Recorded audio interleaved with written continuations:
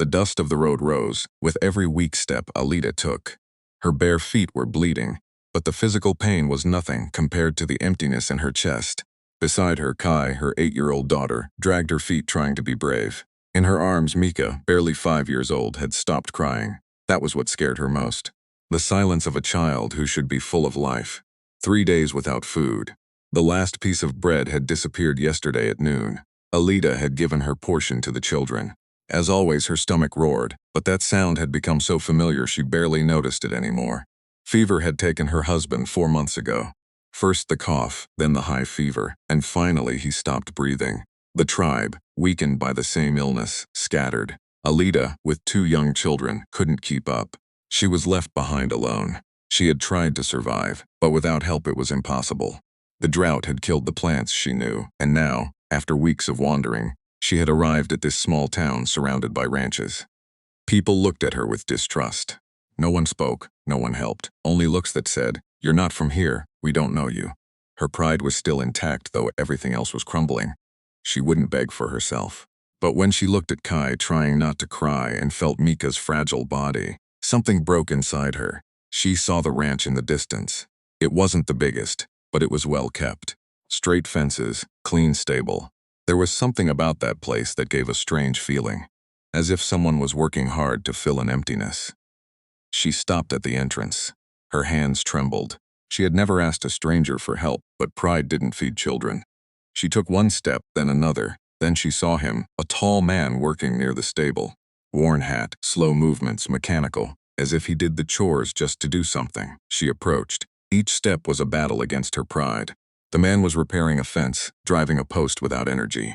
"Sir," her voice came out as a whisper. The man stopped, turned slowly. When Alita saw his face, she knew immediately. This man was also broken. Blue eyes without sparkle, dulled by pain. Several days, beard, messy hair, clean but wrinkled clothes. They looked at each other.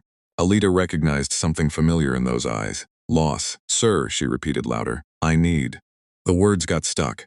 Her pride fought, but Mika coughed weakly, and that sound was a knife in her heart. Alita fell to her knees. The tears held back for weeks came out. She hugged her children. "I'm not asking for myself," she said in a broken voice. "But my children haven't eaten for days. I can endure, but they are just children." She lifted her head and looked him in the eyes. "I'm not asking for myself. Please feed my children." Flint stood frozen. The hammer fell from his hand. His mouth opened, but no sound came out. Alita saw his eyes fill with tears, how his jaw tensed, holding back an emotion too big. His hands trembled for a terrible moment. She thought he would reject her. But then Flint stepped forward, knelt in front of her, tears streaming down his face. "Get up," he said in a broken voice. "Please." He reached his hands toward Mika. Alita hesitated only a second. Flint lifted the child with infinite care. He looked at Mika's pale face and his expression crumbled. "My God," he whispered. "He's just a baby." He looked at Kai clinging to her mother and then at Alita. "Come with me now." He walked quickly toward the house carrying Mika. Alita took Kai's hand and followed him. Inside, Flint placed Mika on a sofa, ran to the kitchen. Sounds of pots, running water. The house was clean but empty. Lifeless furniture, no flowers, no decorations, only silence. Flint returned with water, knelt beside Mika and helped him drink. "Slowly, slowly, little one." He gave water to Kai too, tried to smile, but it came out crooked, full of sadness. "You too drink." Alita took the glass with trembling hands. The cold water was a blessing. Remember to subscribe to the channel if this story is touching your heart. And don't forget to write in the comments where you're listening from. It makes us very happy to know you're with us. Flint returned to the kitchen. Fire lighting up, pan on the stove, smell of toast. Her stomach roared. 10 minutes later, he came out with a tray, fresh bread with butter, scrambled eggs, warm milk. "It's not much, but I can make more." Alita looked at the food. Tears came again. "Eat, please." Kai took bread and ate quickly. Flint put a hand on her shoulder. "Slowly, little one. There's more." Alita woke Mika and gave him small bites. She ate a little, although the knot in her throat wouldn't go away. Flint sat watching them. His face showed sadness and relief. When they finished, silence filled the room. "Thank you." Flint shook his head. "How long without eating?" 3 days. The children ate 2 days ago. I ate longer ago." Flint closed his eyes. When he opened them, there was determination. "You can't leave. Look at them. They're exhausted. They need rest. You've already done too much. This house has been empty for months. You're not a burden. Your life in a dead place. Why would you help us?" The people in town look at us like strangers. Flint leaned in. Because I know what it's like to be alone. I know what it's like to need help and not receive it. What happened to you? My wife left me 6 months ago. She went with another man. One day I woke up and there was a note. That was it. Alita felt his pain. I'm sorry. I'm sorry about your husband too. It's different. You lost someone you loved. I lost someone I thought loved me. A silence that understood shared pain. Stay at least tonight. Let the children sleep in a bed. Alita looked at her children. Okay. One night. Thank you. They went upstairs, clean rooms with a faint scent, beds with soft quilts. Sarah, my wife, decorated this. We thought we'd have children, but never. He didn't finish the sentence. Rest. If you need anything, just call me. Alita laid Mika down. The boy sank into the mattress with relief. Kai curled up next to him. For the first time in months, she felt a flicker of hope. Downstairs, Flint sat watching the fire. For the first time in 6 months, the house didn't feel empty. There were voices, there was life, there was purpose. And as tears ran down his face, Flint knew that by saving this family, perhaps he was saving himself. The first light of dawn was coming through the window when Alita opened her eyes. For a moment, she didn't remember where she was. The mattress was too soft, the sheets too clean. Then everything came back. The desperate walk, the sad-eyed man, the food. She sat up quickly. It had been real, but no. Mika slept beside her, breathing peacefully. Kai was curled up on the other side, her face finally relaxed. For the first time in weeks, her children slept in peace. Alita got up carefully so as not to wake them. She looked out the window. The sun was just appearing on the horizon, painting the fields gold. Below, she saw movement. Flint was already working, feeding the horses. She went downstairs slowly. The house smelled of fresh coffee. On the table there was bread, butter, honey. Flint had left everything prepared before going out. Alita felt a knot in her throat. This man, the stranger, had given them more in one night than anyone in months, and he didn't even expect to be there when they woke up. She went outside. The fresh morning air filled her lungs. Flint was in the stable, his back to her. He worked with precise movements, but slow, like someone who knows their work well but has lost passion for it. Good morning, Alita said softly. Flint startled. He turned surprised to see her awake so early. Good morning. I left breakfast on the table. I thought you'd sleep more. I couldn't sleep anymore. I haven't slept in a bed like that in a long time. Uncomfortable silence. Flint returned to his work. Alita didn't move. We need to talk, she said finally. About last night, about staying. Flint stopped working. He took off his hat, running a hand through his hair. You can stay as long as you need. You don't have to leave today. We can't abuse your kindness. You've already done too much. It's not kindness, Flint said, his voice firmer. It's my need, not yours. Alita frowned. I don't understand. Flint leaned against the fence. He looked toward the fields as if words were easier without eye contact. Since Sarah left, this house is a tomb. I get up, do the chores, go to bed. Nothing makes sense. Last night, when I heard the children, when I saw them eat, for the first time in months, I felt there was a reason to cook, to clean, to live. He turned to her. You need me, yes, but I need you too. This loneliness is killing me. Alita saw the vulnerability in his eyes. This man wasn't asking, he was confessing. Then let's make a deal, she said.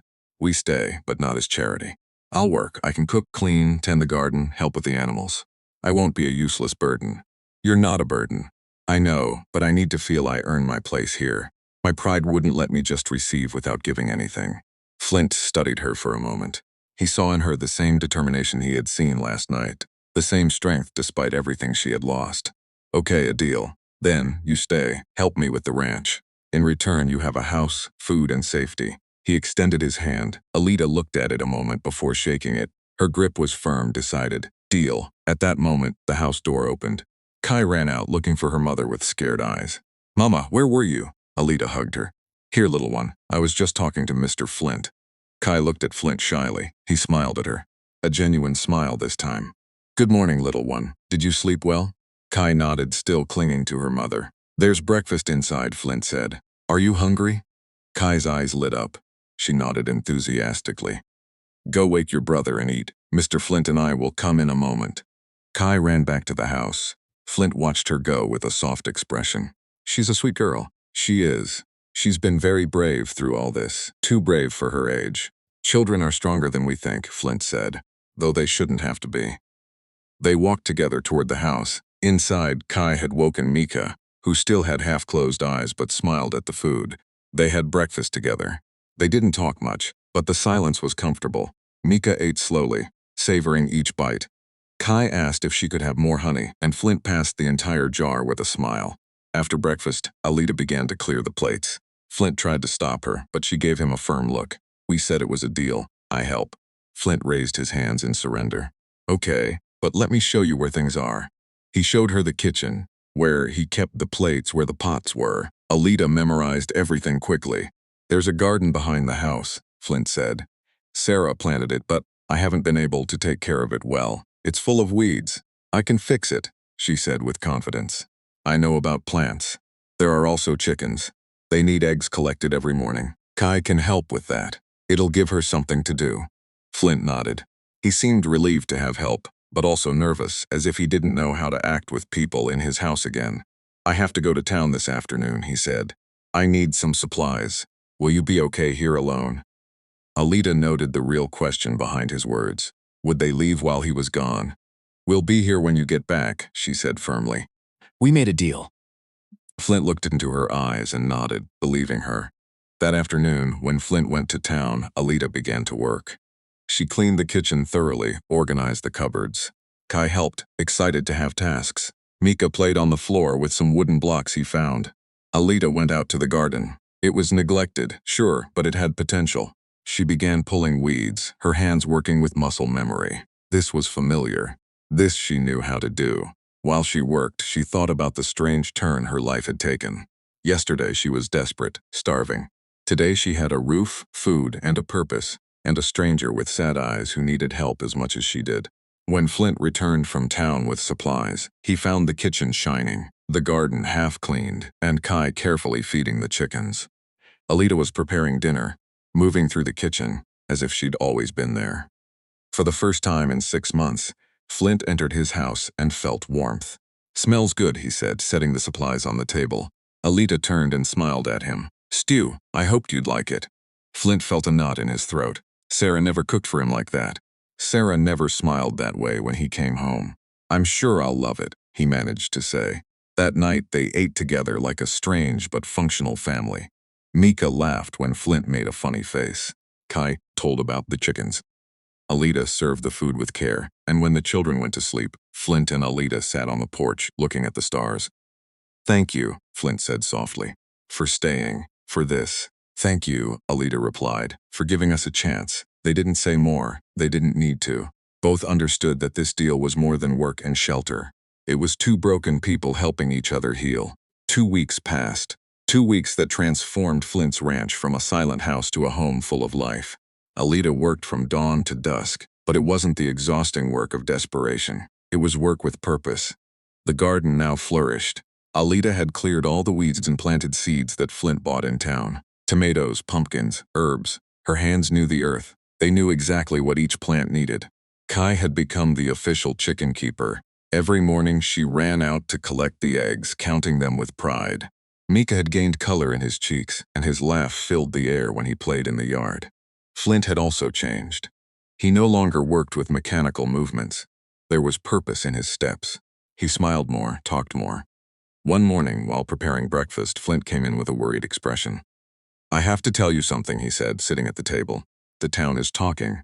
Alita stopped stirring the eggs. "Talking about you being here. People are asking questions. They want to know who you are, where you come from, why you're staying with me." Alita felt a weight on her chest. She had been expecting it. "Do you want us to leave?" "No." Flint stood up quickly. "No, not at all. I just wanted you to know. Some people are curious, that's all. They don't know you yet, but I told them you're my employee, that you helped me with the ranch. And they believed you?" "Most. Sheriff Brown came yesterday. He asked questions. I told him the truth, that I needed help with the ranch." He seemed satisfied. Alita turned back to the stove, but her hands trembled slightly. "I understand." People distrust the unknown. Flint approached. "Alita, listen. I don't care what they say. You stay here as long as you want. No one is going to change that." She looked at him. In his eyes she saw sincere determination. "Thank you, Flint." That afternoon Flint fell ill. It started with a headache during lunch. By dinner he had a high fever and chills. He apologized and went up to his room, insisting he'd be fine, but he wasn't. Alita heard him cough through the night. At dawn she went up to his room. Flint was pale, sweating, shivering under the blankets. "I'm going to get the doctor," Alita said. "No," Flint murmured. "It's not necessary. I just need rest. You have a very high fever. The doctor will charge money. I'm fine." Alita looked at him with exasperation and tenderness. "Let me try something first. If you're not better by noon, I'll bring the doctor, whether you like it or not." She went down to the garden. She knew exactly what to look for. She cut sage leaves, chamomile, and some roots she had planted the week before. In the kitchen, she prepared a special tea, adding honey. She went up with the steaming cup. Flint looked at her with distrust. "What's that?" "Medicine. My grandmother taught me. Drink. Smells weird." "Flint, drink, or I'll give it to you the way I give medicine to Mika." Despite feeling terrible, Flint smiled weakly. He drank the tea, making a face at the bitter taste. Horrible. Good things rarely taste good. Alita placed cold cloths on his forehead. Every hour she came back to change them, to give him more tea. She prepared a light broth that she forced him to take. Even though he said he wasn't hungry, Kai and Mika were worried. They asked about Flint constantly. "He's very sick, Mama. He'll be fine. He just needs rest and medicine." By nightfall, the fever had gone down. Flint slept peacefully, his breathing more regular. Alita sat in a chair by his bed watching over him. The next day, Flint woke up feeling weak but much better. He found Alita asleep in the chair, her head tilted in an uncomfortable position. He watched her for a moment. This woman, who had come to his door desperate just weeks ago, now cared for him with the same dedication she showed her own children. Sarah had never done that. When he was sick, Serapha complained about the inconvenience, the extra work. She never stayed up all night taking care of him. "Alita," he said softly. She woke with a start. "Flint, how are you feeling?" "Much better, thanks to you. You had a very high fever. You scared me. Your medicine worked, whatever it was." Alita smiled. "Ancient knowledge. My grandmother was a healer. She taught me about plants, about how to cure fevers, pains, wounds." Flint sat up slowly in bed. "Sarah, my wife, when I was sick, He shook his head. "Never mind. You're here now, and I thank you more than I can express." Alita looked down, uncomfortable with so much gratitude. "We made a deal. I take care of this house. That includes you. It's more than a deal, Alita, you know it." Silence. A silence charged with something neither was ready to name. "You should eat something," she said finally, changing the subject. "I'll make more broth. Can I come down? I don't want to stay in bed all day. Only if you promise not to do heavy work." They went down together. Kai and Mika ran to hug Flint, relieved to see him up. Flint laughed, hugging them back. During breakfast, Flint watched Alita move through the kitchen. She served the children, made sure he ate enough, cleaned while cooking, all with natural grace. "Can I ask you something?" Flint said. "Sure. Why were you so kind to me? From the beginning, you could have been just transactional, done your work and nothing more, but you take care of this house as if it were yours." Alita sat in front of him. "Because I understand what it's like to be broken. I saw in your eyes the same pain I feel. When my husband died, part of me died too. I know what it's like to wake up each day without meaning, without purpose." She took a breath. "But then we came here, and you gave me a reason to get up. Not just to survive, but to live. My children have a home, food, safety. How could I not take care of all this? How could I not take care of you?" Flint felt a knot in his throat. "You gave me a reason too. This house was dead. I was dead. And then you came and everything changed." They looked into each other's eyes. For the first time, both recognized what was growing between them. It wasn't just gratitude, wasn't just a convenience arrangement. It was something deeper, something that scared and excited at the same time. Kai interrupted the moment. "Mama, a chicken laid 2 eggs today." The moment passed, but something had changed. Both knew it. That night, after putting the children to bed, Flint and Alita sat on the porch as had become their custom. "Alita," Flint said softly, "I don't know what's happening here between us, but whatever it is, I like it." Alita smiled in the darkness. "Me too." They didn't say more, but when their hands accidentally brushed on the arm of the chair, neither pulled away. Saturday morning, Flint prepared the carriage to go to town for supplies. Alita came out of the house with a list she had carefully written. "We need flour, sugar, salt, and if you can get fabric. The children need new clothes," she said, handing him the paper. Flint took the list, but his expression was serious. "Come with me," he said suddenly. "You and the children. It's time the town gets to know you properly." Alita felt a chill of nervousness. "I don't know if that's a good idea. It's the best idea. If you hide here, people will invent stories." But if they see you, if they talk to you, they'll understand there's nothing wrong with this. Alita hesitated, but finally nodded. She dressed the children in their cleanest clothes and smoothed her hair. Her heart beat fast as the carriage approached the town. The streets were full that Saturday. People shopping at the general store, men chatting in front of the sheriff's building, women with shopping baskets. When Flint stopped the carriage, several heads turned. Murmurs began immediately. Flint got down first, then helped Alita. Kai and Mika got down on their own, looking at all the activity with wide eyes. "Good morning, Flint," said the storekeeper, Mr. Wilson, but his eyes were fixed on Alita. "I see you brought company." "Yes, she's Alita. She works on my ranch. These are her children, Kai and Mika." Mr. Wilson nodded slowly. "I see. Welcome." His tone was not hostile, but it wasn't warm either. It was cautious. They entered the store. Alita felt everyone's eyes on her. Two women in the corner whispered among themselves, throwing glances her way. A group of men near the door watched them without hiding it. "Don't pay them any mind," Flint murmured. "They're just curious." But it wasn't just curiosity. Alita could feel the distrust in the air. While Flint bought supplies, an older woman approached. She had gray hair pulled back in a tight bun and piercing eyes. "So you're the woman living on Flint's ranch," she said without preamble. Alita lifted her chin. "I work for Mr. Flint. I take care of his house and help with the ranch." "And you sleep under his roof?" "I have my own room. The children have theirs. Everything is proper." The woman studied her with critical eyes. "We don't know you. We don't know where you come from. What did you do before? If you're trustworthy." "I'm a mother trying to survive and take care of my children," Alita said with a firm voice. "Mr. Flint gave me a chance when no one else did. There's nothing inappropriate about that." The woman didn't seem convinced. Time will tell. She walked away, leaving Alita with a racing heart. Kai clung to her skirt, scared by the tension. Flint finished paying and noticed Alita's expression. What happened? Nothing. Just town curiosity. They left the store. Outside, Sheriff Brown waited for them. He was a stocky man with a thick mustache and a serious expression. "Flint, I need to talk to you," he said. "Sure, Sheriff. Alone." Flint looked at Alita. "Wait for me in the carriage. I'll be back in a moment."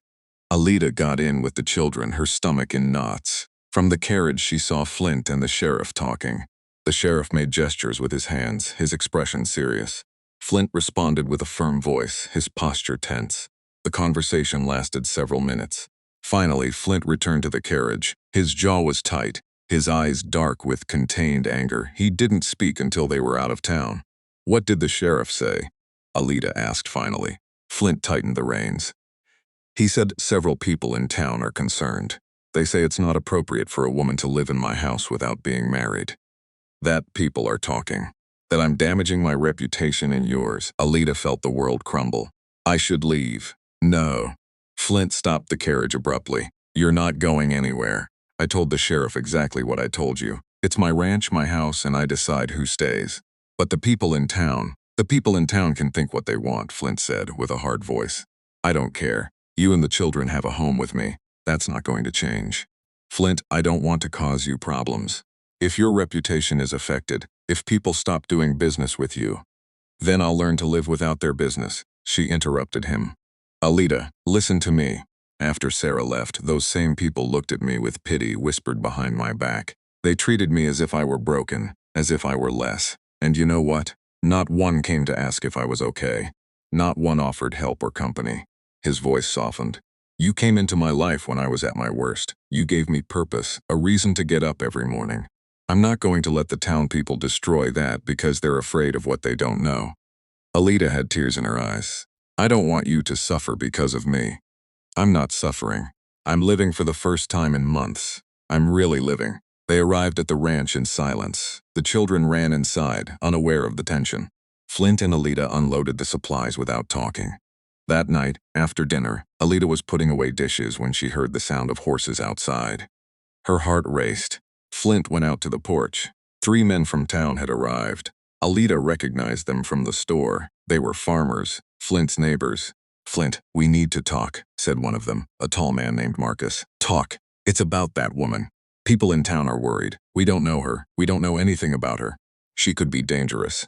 She could be taking advantage of you." Flint walked down the porch steps, his posture threatening. "Alita came to my door with her children starving. I gave them food and shelter. Now she works for me honestly and hard. There's nothing dangerous about that. But she lives under your roof, said another man. Without being married, it's inappropriate. What I do on my property is my business. You're hurting yourself, Marcus insisted. People will stop trading with you, mister.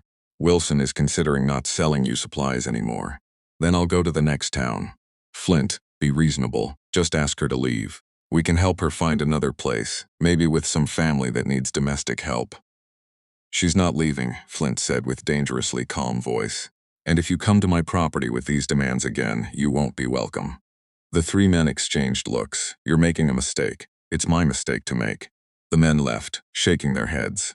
Flint stood on the porch, his hands clenched into fists. Alita came out of the house. She had heard everything.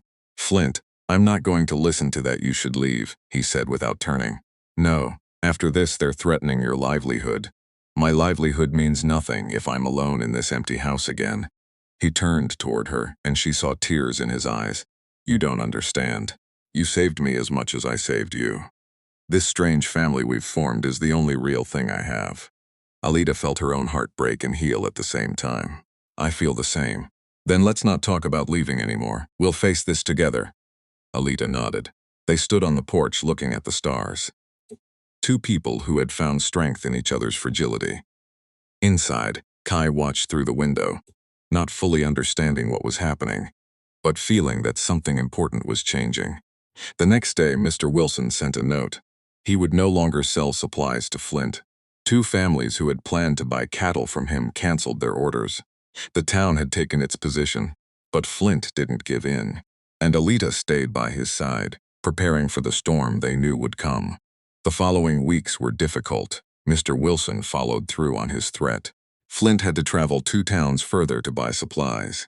A full-day trip that consumed time and money. Some neighbors stopped greeting him when they passed on the road, but not everyone was hostile. One morning, an older woman arrived at the ranch in a small carriage. Alita saw her from the window and felt nervousness. More trouble. The woman got down with difficulty, leaning on a cane. She had completely white hair and kind eyes behind round glasses. Alita went out to receive her. Good morning, ma'am. Good morning, dear. I'm Margaret. I live on the ranch to the east, about 3 miles from here. Nice to meet you. I'm Alita. I know, the whole town is talking about you, Margaret said with a smile. That's why I came. I wanted to meet you myself instead of believing gossip. Alita invited Margaret inside. She made tea while the old woman settled into a kitchen chair, observing everything with perceptive eyes. Your house is impeccable, Margaret commented. And it smells wonderful. That's cinnamon bread? Yes, I just baked it. May I try a piece? Alita cut a generous slice. Margaret tasted it and closed her eyes with pleasure. Delicious. I haven't had bread that good in years. She looked directly at Alita. Let me tell you something, dear. I've known Flint since he was a boy. He's a good man. His marriage to Sarah was a disaster from the start. She never valued him. Alita listened in silence. When she left, I thought Flint wouldn't recover. I saw him wither, lose himself in his own sadness. But a few weeks ago I saw him in town, and there was something different about him. He had life in his eyes again. Margaret took Alita's hand. You did that. I don't know what you and those children have, but you brought him back to life. And anyone who can't see that is a fool. Alita felt tears in her eyes. Thank you, ma'am. Call me Margaret, and I want you to know that if you need anything at all, my door is open. Not everyone in this county is ignorant. After Margaret left, Alita felt lighter.